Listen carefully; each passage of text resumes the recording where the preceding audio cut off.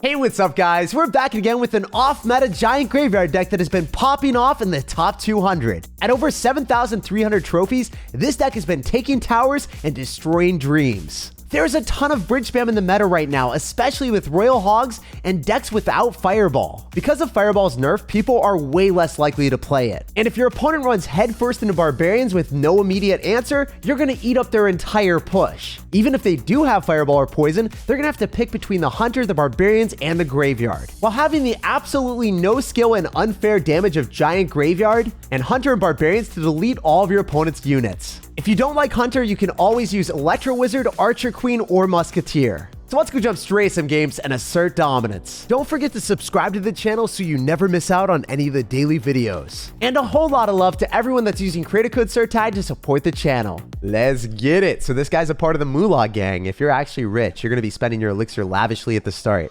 And you're going to go for a Fire Spirit. That's just a measly 1 elixir investment. We got to see some more. Drop something into my Barbarians. If I go for a Graveyard right now to the jump, this is a pretty aggressive play, but I had a Mega Minion, so I was like, yeah, I'm running Giant Graveyard. I've got great defenses. Might as well test the water. You know what? I'm able to snowball. I might be able to kill the Bomber here. Please, let's go! That's unbelievably satisfying. Yes, you can go for arrows and accomplish the same thing, but the snowball slows down the tower. So effectively, I'm going to get more damage from it with less elixir invested. And he is super sad. And that kind of makes me glad because we know exactly what he's running, right? Bomber and having Inferno Tower just screams Goblin Drill fast cycle with Rocket. And when you play against this deck, you want to make sure that the Bomber doesn't splash onto your tower like it's about to me. I hate when that happens. It's complete misery. If that consistently happens, you can start to Rocket cycle me in the late game. But in single elixir, I want to go in for Graveyards, and I want to be playing aggressive, so then I can defend with Barbarians and make sure that the Bomber is used on defense against the Giant. But if he consistently goes in for Goblin Drill, I kind of have to give him the respect and defend first and foremost. One thing that I can do is I can kite his units to the other side, like that, and then get him to Inferno Tower when he doesn't want to. I don't think he even has Elixir for Inferno Tower. He has no Elixir right now. I can Snowball, and the Giant's just going to destroy his dreams. You can't Inferno Tower a 2 HP Giant, but if you don't, you're going to lose your entire tower. So he has to go in for Tornado back. This is basically like an Ice Golem health, and then it's going to do damage. It's the Ice Golem that attacks. My goodness. That was one of the best kites that I've done in a long time. And the fact that the Giant can do a lot of damage, even though it's at like 1/8 HP, is something that's fantastic. Remember, we know what his deck is, right? It's going to be Rocket Cycle, so I'd be foolish to go in for a Bowler in the back. I'm always going to drop it in the middle, so then he can't Rocket everything at once. And if you go in for a Goblin Drill, I'm going to wait a couple seconds, and I'm not immediately going to go in for the Barbarians because we know that you could go in for a preemptive Rocket. You know what? He just dipped out of this game. And we blasted him to the past. He does not want to be played against this. Even though I didn't have a reset for Inferno Tower, every single time it's an even trade with the Giant, and I get a lot of damage with the Graveyard at the exact same time. So it's impossible for him to defend if we're up Elixir. He needs to have that Inferno Tower every single time or he's going to lose the tower. Let's get it. So this guy is already going to go head over heels with the Night Witch in the back, building his empire one bat at a time. So I wonder if he... Oh, wait.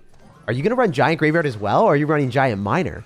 I'm really confused by this deck because not every day do you see a Night Witch Giant deck. Almost every time it's got to be Golem or Elixir Golem. Okay, so he's going to Fireball on the Barbarians early on. Not going to have that in cycle. Maybe we can build our own empire by dropping a Giant in front.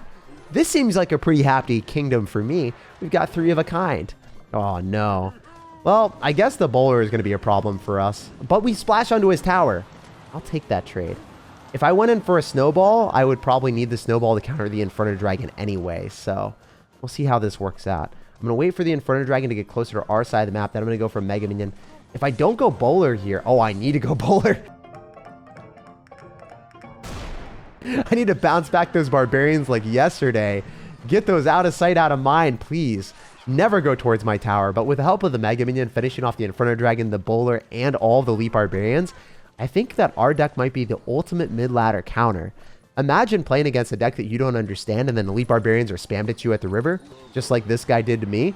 You're going to have a good time. Also, the Bowler with every single shot is taking shots on that tower. It's basically a win condition at this point. I think it's much better than Magic Archer in some situations and in some decks, where you can have the defensive versatility and blow back your opponent's bridge spam. And you also have Snowball as well. Okay, great. I'm happy that you Fireball, because now if we go in for a Giant here and you go in opposite lane with your own Giant, you have nothing for the Barbarians. I hope that you forget. I'm really hoping that this guy forgets what card cycle is about. Maybe we can Snowball back the Inferno Dragon and have it retarget on Skeletons. Okay, that was maybe a bit of a dream, maybe a bit of the stretch, but he's not able to stretch. His defense is out and he's not able to defend the tower. No matter how far you want to spread yourself, you're going to get spread thin. Okay, maybe we're able to defend those with arrows and a proper Barbarians here. So I'm going to go in for arrows on top of the Night Witch as quickly as we can. Even if you Fireball, I think it's an okay trade. I can Hunter on top of the Inferno Dragon, one tap it, and then it's going to retarget back onto the Giant. Let's go! Okay, I still might be in some problems. If I don't go in for a Giant to pull everything back, I won't be able to afford the Bowler. Oh my gosh, I just need to defend 25 seconds. Can I do it? This is like the ultimate tower defense saga that I never wanted to experience. He's going to be back to Fireball, so very scary situation for me, but maybe it will be our destiny to defend. Even if he Fireballs, I don't think he's going to be able to come down in time. We've got Snowball and we've got arrows. Just 10 seconds remaining. Hold the door, baby. Hold the door. Let's go. I love the fact that Barbarians are incredibly clutch. Even if your opponent has Fireball, they might not be able to Fireball in time to kill the Barbarians before you do devastating damage to their offense. I do not want to eat damage from that. That is so obnoxious that some people just going for a Dark Goblin with a Skeleton Barrel without even knowing what your deck is. They're just dropping 6 elixir at the start. Anyway, we know what his is now. Whenever we see Dark Goblin and Skeleton Barrel, it has to either be a Mega Knight deck or it could be a double barrel Logbait deck. And if we're playing against double barrel Logbait, we've got Bowler. So it's hilarious that the guy is whipping out Rascals and putting them in the same side. It's like he just wants to get knocked down by a Bowler. I don't know if you can mentally come back from this strike, man. We're striking you out of our life. Oh my gosh. Okay, this is not really what we wanted to see. I was optimistic that our opponent would have a version of the deck that would not have Mortar. If he didn't have any defensive building, we could just rush on through and get profuse value. But it is what it is. The Bowler should get one shot. No, it doesn't. That's all good. That's fine. It's fine. It's completely calculated, of course, right? We can go in for a Snowball on all of the Skeletons that are about to pop. Take no damage from those. And maybe the Hunter locks onto the tower instead of the Mortar. No. Wow, he had ideas. He had plans, but he got stopped in his tracks. The Dark Goblin is out of cycle, and he's going to have Rascals. So I think I can go in for a Giant, and I can go for a Graveyard on the left-hand side, and then arrow away on the Rascals that he'll have to drop. See, I know what our opponent's card cycle is. We're mentally prepared for the plays, and this is going to ruin his day. I love the fact that the arrows are also able to hit the guards, and then the Skeletons are swarming him. And the little skeleton that's still tickling the Rascal is just moral support, I guess, but it's really making me happy. All right, so the Rascal is obnoxious, but the Goblin Barrel will do more damage, so I have to Hunter there, and it's almost able to full counter. If you drop it at the right point, the Hunter can full counter the Goblin Barrel. It's just not an easy timing to do. Maybe we can go for a Bowler as well. That's also another play that we can do. Barbarians off to the side is able to stop 2 of the Goblins, so you have a ton of different ways of shutting down Goblin Barrels. Okay, so I'm going to go in for a Bowler here, just because it's going to cost a bit less elixir overall if I'm able to defend this with the Bowler hitting the Dark Goblin as well, but it doesn't happen, so I got to go for Barbarians here. Man, I can't believe that worked. Wait, no. Didn't the Dark Goblin walk into it anyway? I think the Dark Goblin walked into the Bowler shot. That's weird. That's wacky. So he's going to have to Mortar to go and pull this, and then he's going to have to defend that as well. So too much for him to stop at the same time. Wait, are we pushing the Rascal Girls back into the arrows? They were far enough away. They were separated from the arrows, but nah. No one can evade Cupid. GG, well played and peace out. With 20 seconds remaining running a Mortar deck, you got to do a lot of damage fast, and your deck can't do it. Even with Skeleton Barrels and Cannon Carts coming at me, the defense was way too simple because I have way too many spells. All right, so jumping through with Giant Graveyard, you guys know the deal. We're kind of waiting for our opponent to make the first play, and if you're going to go for Zappies, well, we're going to go for a slow and methodical Giant Sir in the back. Maybe he's going to go and spam me on the other side, but I've got Bowler, so it's not going to be that big of a deal, I think. Wow, this is going great. We're able to hit it all up. That's beautiful. We can Mega Minion off to the right-hand side, and then go in for a Graveyard afterward, too. So the Mega Minion's going to stop you from going for any Inferno Dragons, any obnoxious cards. Wait. No, Mega Minion, you were supposed to be behind that. That's terrible for me. Oh, no. Arrows do kill the Mother Witch, but the Mega Minion wasn't supposed to sacrifice herself like that. And you guys might be wondering, how do you deal with Mother Witch when you're running Giant Graveyard? As you guys can see, I messed up my Mega Minion, and I was still okay.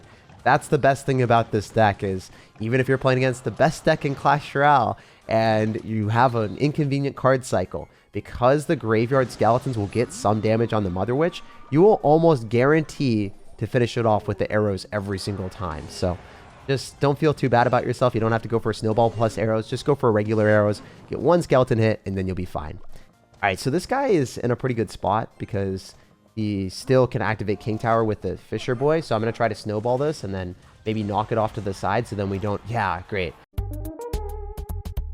No King Tower activation for him. I was like, if I don't do that, I am screwed, and I do not want to lose to this man. It's one of those things that you learn from failure. You learn from having them activate King Tower, and you're like, yeah, I'm just going to go and click the snowball from now on.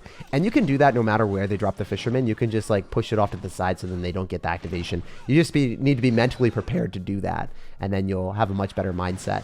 All right, we're going to go in for a giant graveyard, and then I'm going to try to arrow on top of the Mother Witch. He's going to drop it further back this time because he doesn't want it to die. And then we can snowball and arrows on everything. So this will work out really, really well. I think the Mother Witch walks up into the arrows. I tried to time it exquisitely, and I did.